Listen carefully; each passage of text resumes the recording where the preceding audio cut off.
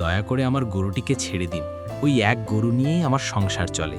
দেখ বাপু, বুঝলাম তোর একটাই গরু, কিন্তু তোর গরু আমার ধান খেয়েছে, জরিমানা তো দিতেই হবে। 500 টাকা দিয়ে গরু নিয়ে যা। মোড়ল মশাই, গরু তো মাত্র দুমুখ ঘাস খেয়েছে, 500 টাকা জরিপারা অনেক বেশি হয়ে যায়। মোড়লের সাথে গলা উঁচু করে কথা বলতেছিস? আর একটা কথা বললেও তোকে কিন্তু গ্রাম ছাড়া করব। যা, 500 টাকা নিয়ে আয়, গরু নিয়ে যা। বেচারা কৃষকের আর কি বা করার আছে। ছি বুক ভরা কষ্ট নিয়ে সেখান থেকে চলে আসে। মুছে যাওয়ার পরে মোড়লমশাই তার কর্মচারীর সাথে বলতে থাকে, এই ছোকরা, শেখ কেমনে টাকা ইনকাম করতে হয়। এক দুমুখ ঘাস খেয়েছে, 500 টাকা জরিমানা করে দিলাম। চল এবার আমার জন্য চা করে নিয়ে আয়। এই গ্রামেরই একজন বুদ্ধিমান ছেলে, নাম তার রহমত। সে কিছুদিনের জন্য শহরে যাচ্ছে কাজ করার জন্য। তার কাছে লোহার অনেক ভারী তাদের পূর্বপুরুষের একটা নাঙল আছে। যাওয়ার আগে রহমত বলল, 2 মাসের জন্য শহরে যাচ্ছি। বাসায় যদি নাঙলটা থুয়ে যাই, চোর ঢুকে চুরিও করে নিতে পারে। তার থেকে ভালো হবে মোড়ল মোষের বাসায় রেখে যাই।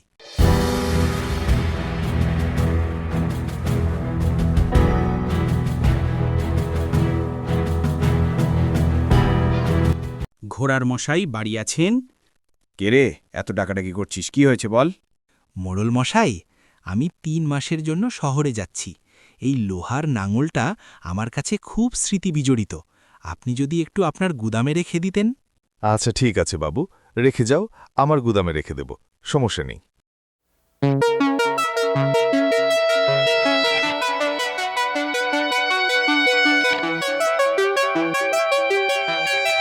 আচ্ছা শোন, ওই যে আমাদের পাড়ার রহমত আমার কাছে একটা নাঙল রাখতে দিয়েছে। দেখলাম নাঙলটা বেশ ভারী, ওইটা বিক্রি করলে অনেক টাকা পাওয়া যাবে। আচ্ছা ঠিক আছে বাবু, আমি তাহলে বিকেলে শহরের ব্যাপারীদের ফোন দিব, দিয়ে এটা বিক্রি করে দেব। হ্যাঁ, এটা কিন্তু অনেক ভারী দেখলাম, অনেক লোহা দিয়ে তৈরি। বেশি করে দাম চাবি? হ্যাঁ ঠিক আছে, আপনি চিন্তা করেন না বাবু। মোড়ল মশাই, আমি ফিরেছি। আমার লাঙলটা কি ফেরত পাব? ওরে রহমত, তোকে কি করে বলি, বড়ই দুঃখের কথা। তোর কপালটা খুব খারাপ। কেন মোড়ল মশাই, কি হয়েছে? আরে বাপু, আমার গুদামে ইঁদুরের খুব উপদ্রব। তুই যাওয়ার পর সেই পাজি ইঁদুরগুলো তোর লোহার লাঙলটা খেয়ে একদম শেষ করে ফেলেছে। এখন আর কিছুই অবশিষ্ট নেই। এই কথা শুনে রহমত মনে মনে ভাবতে থাকে, লোহা কখনো ইঁদুরে খায় না। ও, ইঁদুরে লোহা খেয়ে ফেলেছে। ঠিক আছে মোড়ল মশাই, ভাগ্যের লিখন। ইঁদুরের উপর তো আর কারো হাত নেই। রহমত সেখান থেকে চলে আসে এবং মনে মনে বলতে থাকে, আমিও রহমত, আমি আমার নাঙল ঠিকই ফিরিয়ে নিব। একদিন দুপুরে রহমত হাঁটতেছিল। দূরে দেখতে পেল মোড়লের ছেলে খেলা করছে। ওইটা মরণ মশাইয়ের ছেলে না? এই তো আজকে ভাগে পেয়েছি।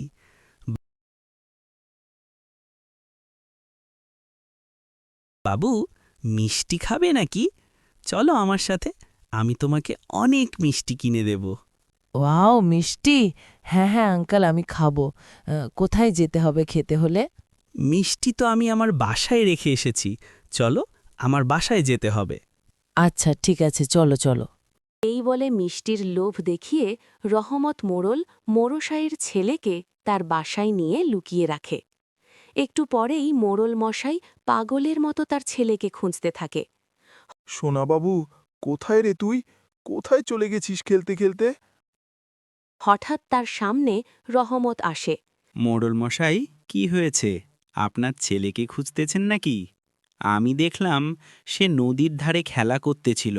হঠাৎ করে একটা চিল এসে আপনার ছেলেকে নিয়ে উড়ে চলে যায়। তুই কি আমাকে বোকা ভেবেছিস নাকি? 9 বছরের ছেলেকে কি কখনো চিল উড়িয়ে নিয়ে যেতে পারে? হ্যাঁ, অবশ্যই যেতে পারে। আমি দেখলাম উড়িয়ে নিয়ে গেছে। আমার মনে হচ্ছে তুই আমার ছেলেকে লুকিয়ে রেখেছিস, কিডন্যাপ করে। দাঁড়া, আজই আমি বিচার বসাবো গ্রামে আর তোকে গ্রাম ছাড়া করব। কে বলে মোড়ল মশাই সেখান থেকে চলে যায়। পরদিন সকালে গ্রামের গণ্যমান্য ব্যক্তিদের নিয়ে একটা বিচার সভা বসে। বিচার করুন মাতবর মশাইরা। রহমত বলছে আমার ছেলেকে নাকি চিলে নিয়ে গেছে। এটা কি কখনো সম্ভব? ও আমার ছেলেকে লুকিয়ে রেখেছে। রহমত, তুমি কি সত্যি এটা দেখেছ? এটা তো অসম্ভব ব্যাপার। মাতবর মশাই, এই গ্রামে সবই সম্ভব।